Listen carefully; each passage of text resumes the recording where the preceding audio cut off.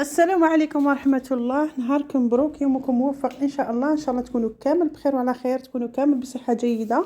اليوم جيتكم بفيديو جديد بوصفة جديدة اللي هي سباغيتي، يعني سهلة ماهلة وفي متناول الجميع، ووصفاتها اقتصادية وبسيطة، وتحضريها في اسرع وقت، اسرع يعني ما كاش حاجة سريعة اكثر من هذا السباغيتي.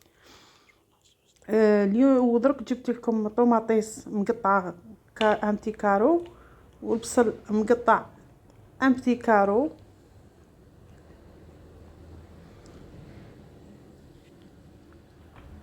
وجبت لكم سكالوب مقطع امتي كارو، ونحتاجو فيها زوج فصوص تاع الثوم،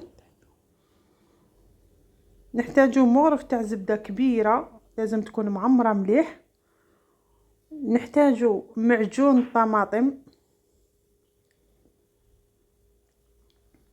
نحتاجو فلفل كحل مع شويه ملح، الملح حسب الرغبه. هنا بعد ما قليت الطوماطيس وقليت كل حاجه وحدها، راني نخلط فيهم. قليت الطوماطيس وحدها، سكالوب قليته وحده، البصله وحدها، كما راكم تشوفوا الصوره راهي توضح لكم. راني نخلط فيهم فصوص تاع الثوم، قليتهم مع الطوماطيس.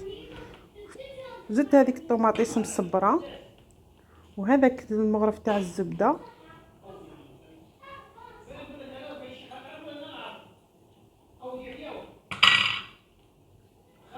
ونخلطهم مليح. نزيد الملح والفلفل الكحل ونخلطهم مليح، وما نخليهمش هنا في مقله، نحولهم في طاجين ولا باش تقدي تخلطيهم مع السباغيتي. بما اني درت سباغيتي تغلي بجهه وانا نخدم في لاصوص.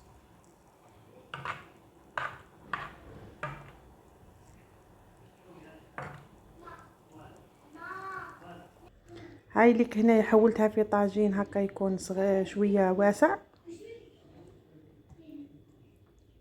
ونزيد نخلط مليح. حطيتهم رجعتهم شويه فوق النار، بعد دروك جبت راني نخلط في السباغيتي كما راكم تشوفوا راهي سخونه مع البخار راه يطلع. واللي اول مره تدخل القناه نقولها مرحبا بها، واللي ما دارتش ابوني نقولها ما عليها الا تضغط على زر الاشتراك وتفعيل الجرس ليصلكم كل جديد.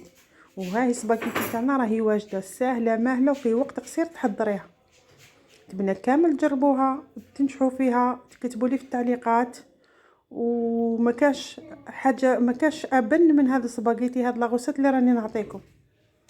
ودرك ما نقول لكم دمتم في رعايه الله وحفظه، مع السلامه. كي جا دايره ولا